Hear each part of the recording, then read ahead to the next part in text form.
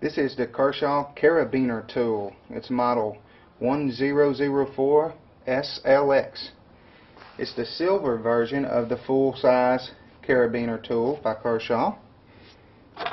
It's got a built-in partially serrated blade. It's razor sharp. And to make the carabiner a little more useful, oh, by the way, this blade is a liner lock.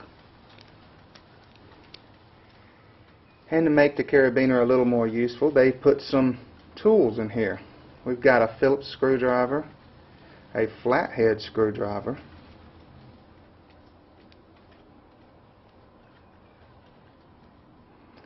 and the carabiner is spring loaded. Once you unscrew it, you can push it in and latch it to your equipment. You don't want it to accidentally come open. All you have to do is pull the set back up, and now it can't come off of your equipment.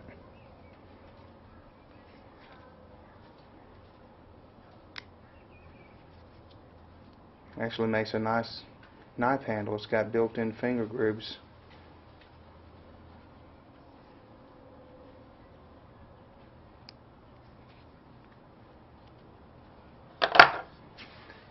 That is the Kershaw Carabiner Tool, model 1004 SLX.